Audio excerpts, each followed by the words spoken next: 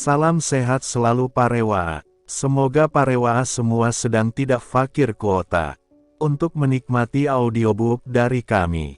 Sebelum kita lanjut, silakan subscribe channel ini dan nyalakan loncengnya untuk mendapatkan notifikasi ketika video terbaru telah diupload.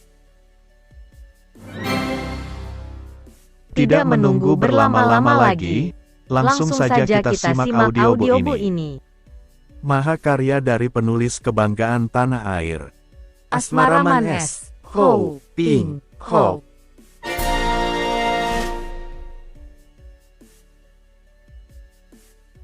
Suling Emas, bagian ke-47. Tiba-tiba terdengar suara wes-wes beberapa kali dan seorang demi seorang pengemis tua yang mengeroyok Lucian terjungkal roboh karena mereka merasa kaki mereka menjadi lumpuh secara mendadak. Lucian sendiri tidak tahu mengapa mereka itu pada roboh dengan sendirinya, maka ia tidak mau mengotori pedangnya dengan lawan yang roboh bukan oleh dia. Dengan heran dia hanya menambah tendangan saja yang membuat mereka roboh mencelat keluar dari ruangan. Hiruk dan pekik mereka memaki dan menyatakan rasa heran. Ilmu siluman. Dia bukan manusia.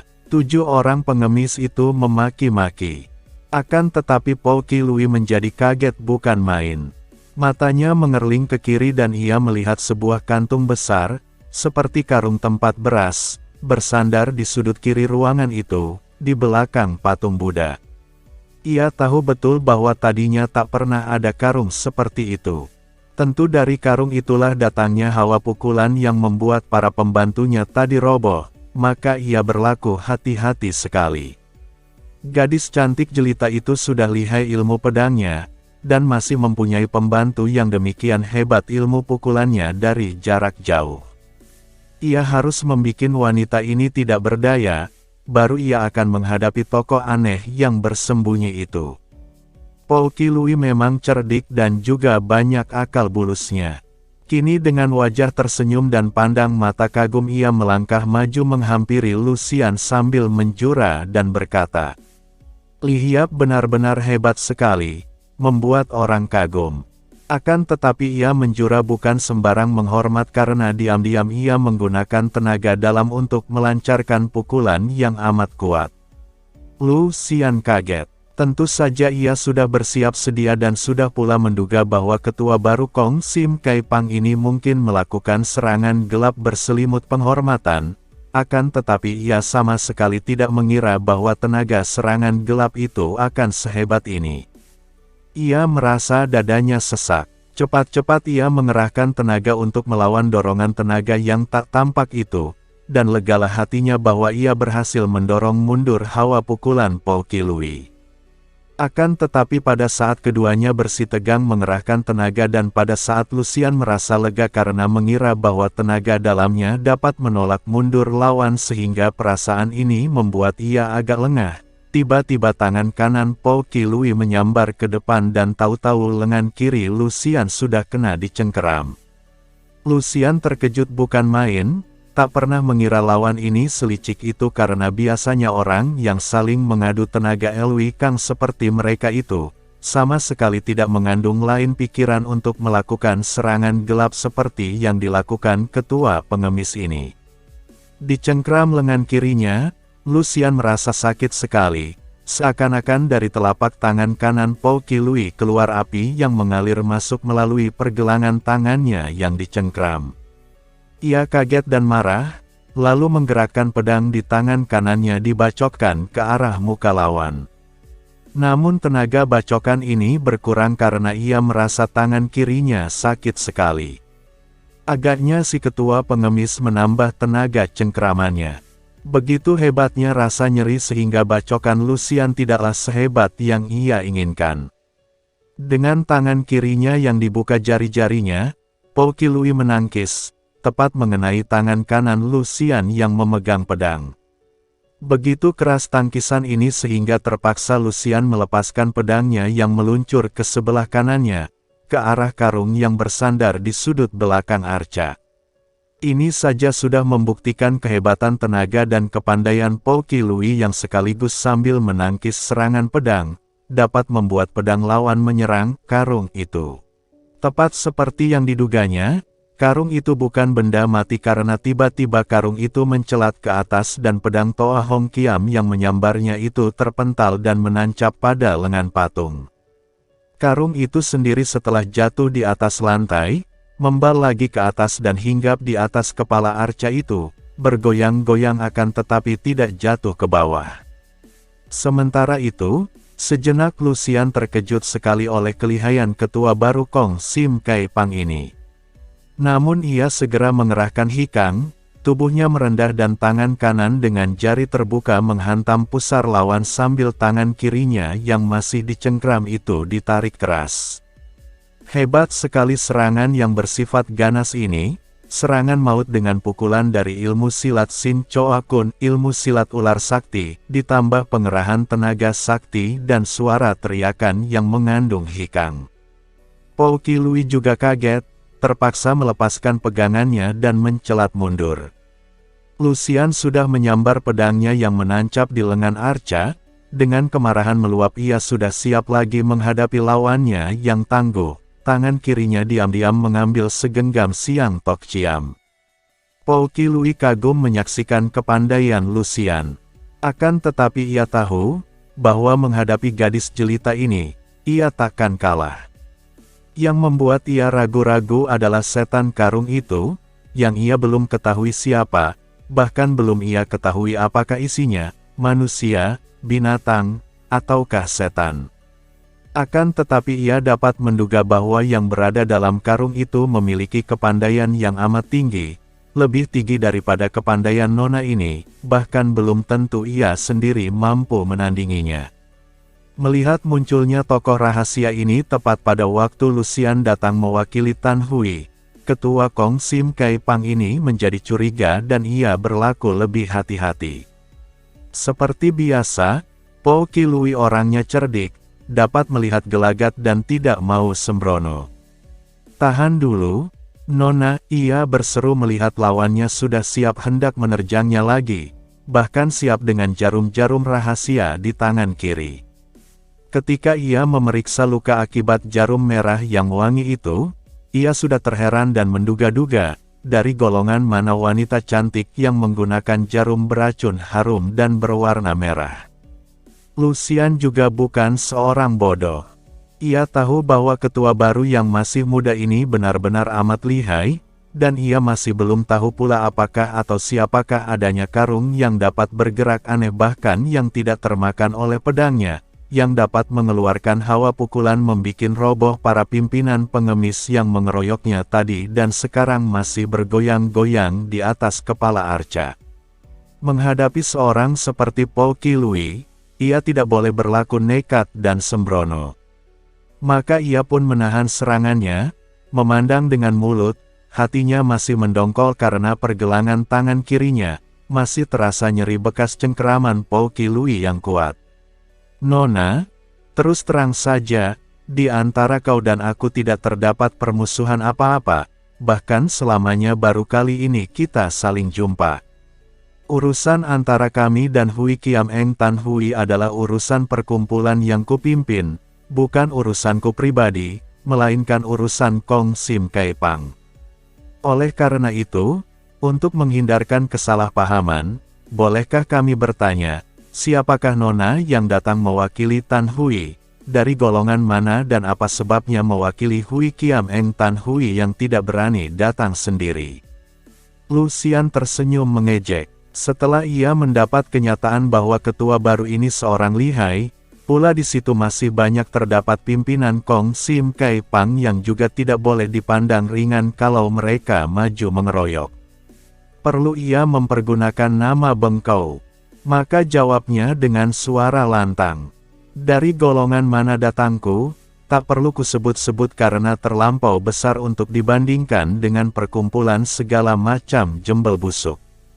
Akan tetapi kalau hendak mengetahui namaku, aku adalah Liu Lucian, adapun ayahku adalah Pat Jiu Sin Ong Liu Gan.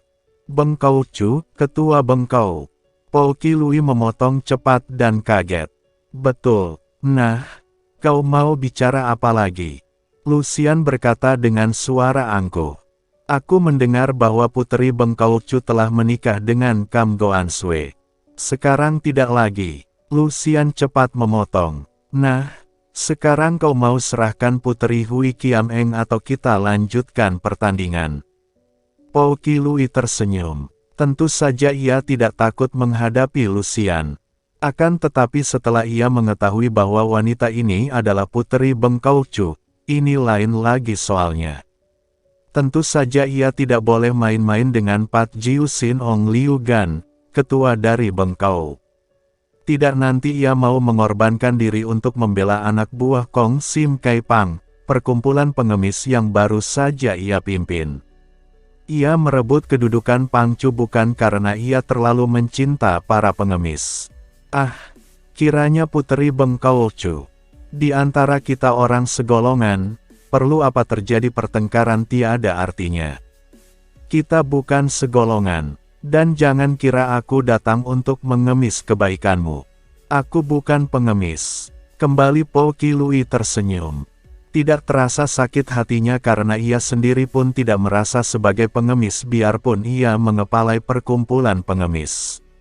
Akan tetapi para pimpinan Kong Sim Kai Pang melototkan mata, karena mereka sebagai tokoh-tokoh pengemis merasa terhina. Biarlah ku kembalikan anak Hui Kiameng, karena mengingat persahabatan dengan Pat Jiu Sin Ong. Sambil berkata demikian, Po Qilui menoleh ke arah Arca dan alangkah kagetnya melihat bahwa setan karung tadi sudah tidak berada lagi di tempat itu. Entah kemana perginya. Ia merasa heran dan penasaran. Dengan kepandaiannya yang tinggi, bagaimana ia sampai tidak dapat melihat perginya makhluk aneh dalam karung itu. Ia menduga bahwa tentu karung itu terisi manusia sakti dari Bengkau yang terkenal dengan tokoh-tokohnya yang sakti.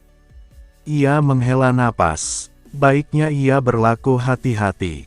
Kalau ia sampai berlaku ceroboh dan melanjutkan permusuhan dengan wanita ini, biarpun ia akan dapat menangkan Lucian, tapi tentu ia akan berhadapan dengan tokoh-tokoh Bengkau dan tentu setan karung itu seorang tokoh Bengkau yang akan membantu Lucian.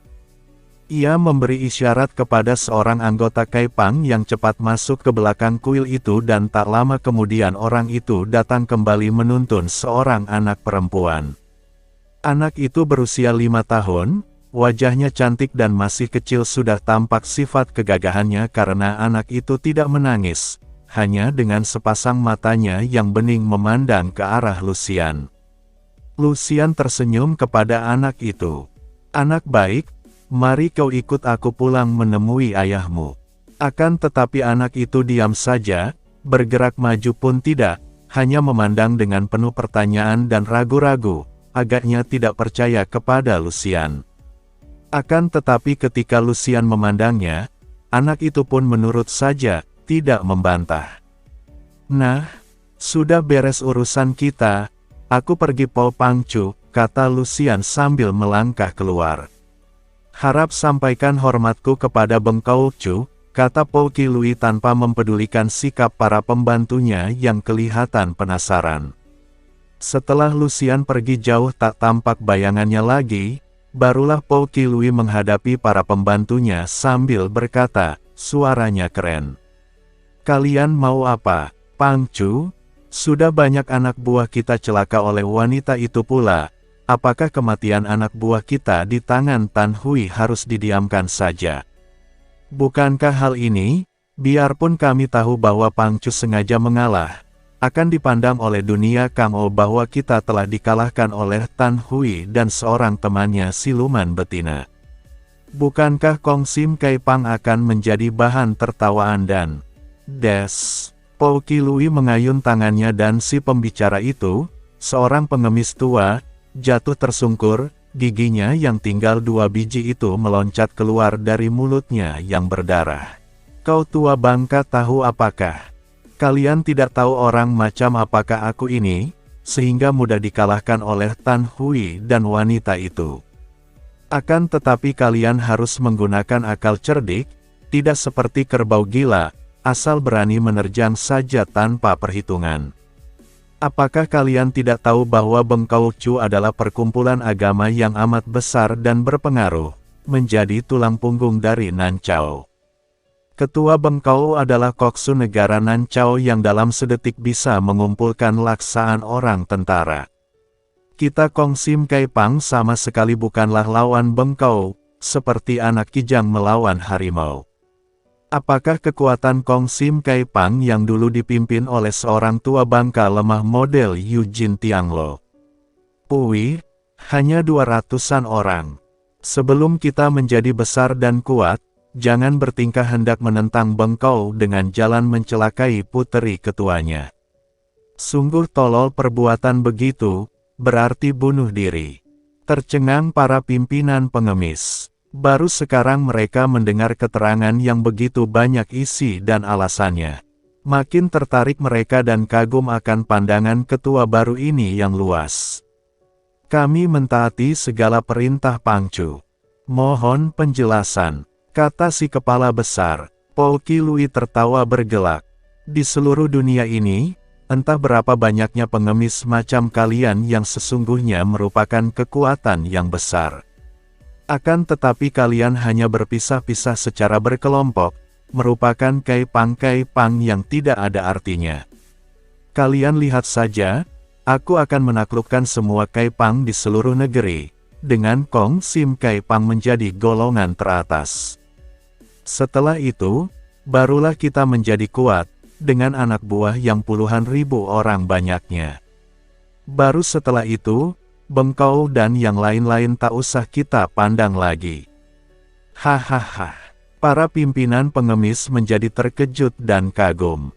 Memang tak pernah mereka memikirkan hal ini, dan dengan ketua seperti Paul Pangcu ini, agaknya niat itu bukan mimpi belaka. Dahulu ketika Eugene Tianglo masih menjadi ketua mereka, perkumpulan Kong Sim Kai Pang sudah terkenal paling kuat. Apalagi Paul Pangcu ini kepandaiannya jauh melebihi Eugene Tianglo. Maka mereka lalu tunduk, mendengarkan uraian Paul Qilui tentang rencananya. Yang hendak menundukkan para Kai Pang, menjatuhkan ketua mereka dan kalau ada ketua Kai Pang yang tidak tunduk akan dibunuhnya. Sementara itu, sambil mengendong anak perempuan Hui Kiam Eng Tan Hui, Lucian berlari cepat mempergunakan Jin Kangnya menuju kembali ke dusun yang terletak 30 li lebih, di mana ia meninggalkan pakaiannya di rumah penginapan. Anak perempuan itu tidur dalam pondongannya. Menjelang tengah malam, sampailah ia di dusun itu, terus saja ia langsung menuju ke pondok penginapan dengan niat menanti di situ sampai Tan Hui datang. Akan tetapi pada saat itu, ia melihat banyak orang di ruangan depan penginapan. Kiranya Tan Hui baru saja kembali setelah menyelesaikan bantuannya pada para piausu. Pendekar ini berhasil mengalahkan para perampok dan merampas kembali barang-barang berharga yang menjadi tanggungan para pengawal. Dengan cepat Lucian menyelinap ke tempat gelap dan berindap-indap menghampiri rumah penginapan. Ia tidak dapat melihat jelas, akan tetapi dapat mendengar percakapan mereka. Terdengar suara seorang laki-laki yang parau, dan mudah dimengerti bahwa laki-laki itu sedang mengomeli Tan Hui, karena ucapannya begini. Dasar kau yang tidak mentaati nasihat orang tua. Kalau dulu-dulu kau suka menikah lagi dengan gadis pilihanku, tentu kau tidak akan merantau meninggalkan anakmu sehingga takkan terjadi urusan ini. Kau tahu sendiri betapa Lian Ji, anak Lian, amat mencinta Siok Lan, dan dia masih terhitung saudara sepupu mendiang istrimu.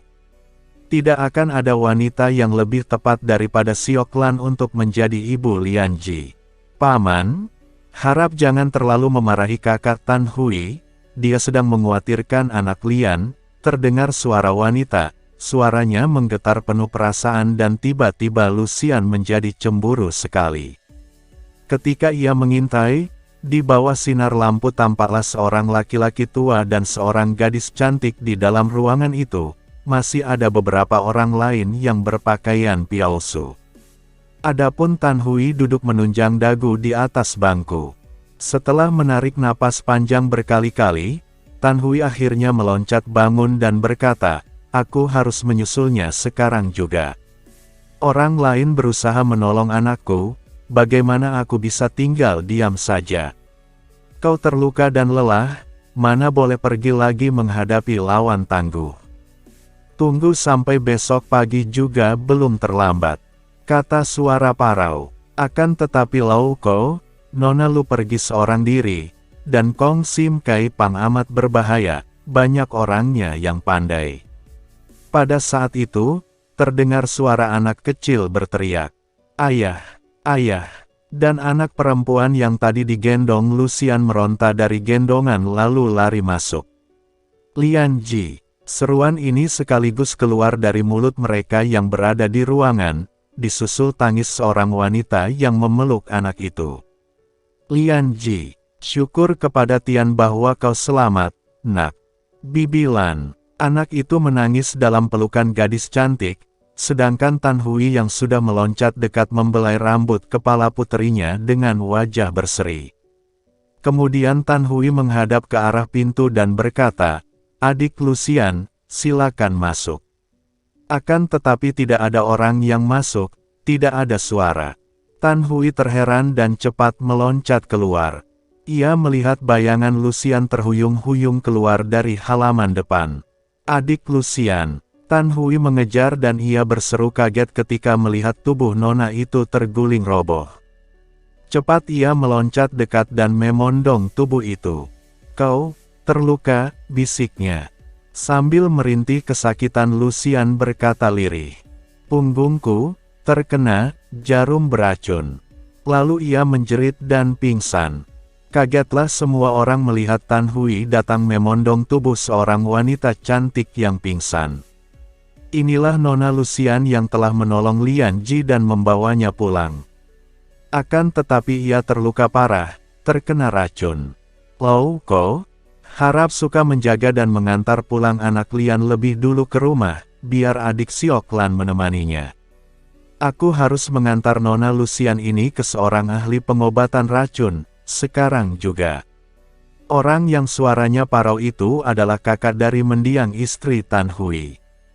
Melihat Tan Hui memondong tubuh seorang wanita cantik seperti itu, ia mengerutkan keningnya dan berkata, "Mengapa susah-susah? Apakah tidak lebih baik dirawat di penginapan sini?" Lalu memanggil tabib. "Ah, kau tidak tahu, Lau Ko. Luka jarum beracun amat berbahaya, dan hanya ahli-ahli saja yang dapat mengobatinya." "Sudahlah, Nona ini telah menyelamatkan anakku sampai mengorbankan diri, bagaimana aku dapat ragu-ragu lagi untuk menolongnya? Harap Lau Ko suka menjaga Lian Ji baik-baik, dan adik Siok Lan, aku mohon bantuanmu menemani keponakanmu." Setelah berkata demikian, sambil kedua lengan membopong tubuh Lucian yang lemas, Tan Hui berkelebat dan sebentar saja ia sudah berada di luar rumah penginapan. "Tan Tai Hiap, sekali lagi kami menghaturkan terima kasih atas bantuanmu dan maafkan kami yang tidak mampu balas menolong Tai Hiap yang menghadapi kesukaran." Seorang di antara para piausu itu berteriak, namun Tan Hui tidak mempedulikan mereka. Dengan kecepatan luar biasa ia telah menggunakan Jin Kangnya untuk berlari cepat meninggalkan dusun itu. Setengah malam penuh ia berlari cepat, bahkan pada keesokan harinya ia masih kelihatan berlari-lari cepat keluar masuk hutan dan dusun. Setelah matahari naik tinggi, Tan Hui memasuki sebuah dusun yang sunyi dan tiba-tiba ia mendengar Lucian mengeluh dan Tan Hui girang sekali karena tadinya ia merasa khawatir melihat Lucian tidak pernah bergerak dalam gendongannya, dan wajahnya pucat. "Bagaimana, Sian Moi? Sakit sekalikah?" Ia berhenti sambil memandang wajah orang dalam gendongannya. Lucian membuka mata, mengeluh lagi perlahan, lalu mengangguk. "Tan Hui Koko, kau hendak bawa aku kemanakah?" "Di lembah sungai yang bagian selatan, ada seorang ahli pengobatan racun yang tinggal di kota Ikiang. Kalau aku berlari cepat, dalam 3 hari akan sampai di sana, dan kau tentu akan tertolong." Lucian menggeleng kepala sambil mengerutkan alisnya yang hitam panjang dan bagus bentuknya. Percuma, Koko, akan terlambat. Kaget sekali Tan Hui mendengar hal ini. Ia seorang ahli pedang dan ahli Jin Kang, tidak banyak mengetahui tentang senjata-senjata beracun, maka ia menjadi kaget dan gugup. Ah, kalau begitu, bagaimana baiknya Moi Moi? Sejenak Lucian diam saja, berpikir, lalu bertanya. Tan Hui Koko, mengapa aku membingungkan keadaanku? Kalau aku sampai mati pun kau tidak akan rugi apa-apa. Ah, jangan kau bilang begitu, Moi Moi. Kau telah mengorbankan diri untuk menolong puteriku. Aku bersedia mengorbankan nyawa untuk membalas budimu yang amat besar itu. Jadi hanya karena ingin membalas budi. Andai kata aku tidak menolong anakmu, tentu sekarang kau sudah tinggalkan aku mati kering di pinggir jalan tanpa peduli sedikit pun, bukan? Ah, bagaimana pula ini? Sian Moi, jangan kau berpikiran begitu. Biarpun kita baru saja berkenalan, akan tetapi aku amat kagum dan suka kepadamu. Sudahlah, untuk apa bicara seperti ini? Sekarang yang paling penting, bagaimana harus membebaskanmu daripada bahaya racun. Sian Moi tadi kau bilang, dalam 3 hari terlambat. Bagaimana kau bisa bilang begitu? Apakah kau mengerti tentang pengaruh racun? Aku tahu, bahkan aku mengerti bagaimana caranya mengobati luka karena jarum beracun ini. Akan tetapi aku sangsi apakah kau sudi melakukannya untukku? Wah, bagus. Tentu saja aku suka menolongmu, biarpun untuk itu aku harus korbankan apa juga. Moi Moi yang baik, lekas kau katakan bagaimana aku dapat menyembuhkanmu. Girang sekali Tan Hui, hal ini dapat dirasakan oleh Lucian yang merasa betapa kedua lengan laki-laki gagah itu memeluk tubuhnya makin erat. Diam-diam Lucian tersenyum di dalam hatinya. Tan Koko, tenanglah dulu. Kau ini lucu, melihat lukaku pun belum, kau sudah kebingungan tidak karuan. Lekaslah kau cari sebuah kamar penginapan di dusun ini. Kurasa tidak akan ada sebuah pun rumah penginapan di dusun kecil seperti ini. Tan Hui menjawab sangsi, memandang keadaan dusun yang sunyi itu. Kalau begitu, kita sewa rumah seorang petani. Nanti akan kuberi petunjuk kepadamu untuk mengobati punggungku. Mudah-mudahan saja berhasil, dan nyawaku masih belum bosan tinggal di dalam badanku. Tan Hui girang sekali dan diam-diam ia menjawab ucapan Lucian. Siapa yang akan bosan tinggal di dalam tubuh seindah tubuhmu? Akan tetapi mulutnya tidak menyatakan sesuatu. Segera mereka bisa mendapatkan sebuah rumah kecil yang cukup bersih, yang mereka sewa dari keluarga petani. Dengan amat hati-hati Tan Hui meletakkan tubuh Lucian di atas sebuah pembaringan dalam kamar sederhana tapi cukup bersih di pondok itu. Aduh, punggungku yang terluka, kenapa kau telentangkan tubuhku? Lucian mengeluh kesakitan, membuat Tan Hui makin bingung dan cepat-cepat ia membantu wanita itu tertelungkup. Lekas, Koko, lekas periksa punggungku, sebelah kiri, sakit sekali rasanya. Panas, perih dan gatal-gatal. Tan Hui bingung melihat pinggang dan pinggul di depannya.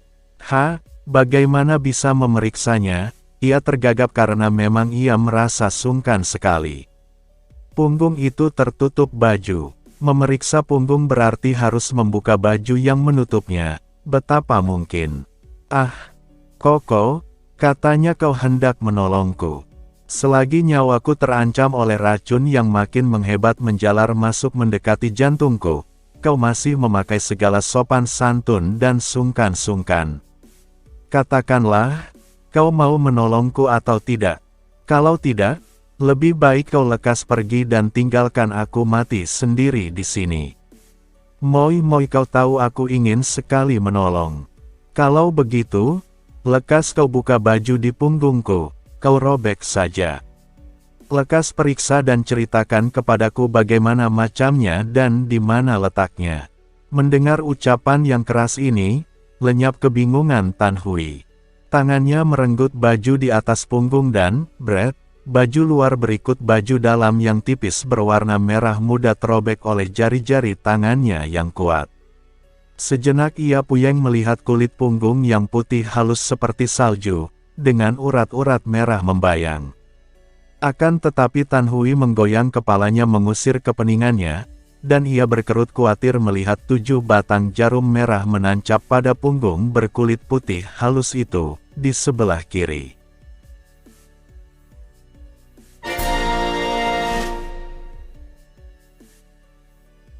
Suling emas. Bersambung ke bagian 48. Terima kasih buat parewas semua, yang telah meluangkan waktunya untuk menyimak audiobox ini. Jangan lupa untuk di-subscribe. Selagi subscribe itu gratis. Wassalam. Dari aku, yang setia menunggu kehadiranmu kembali.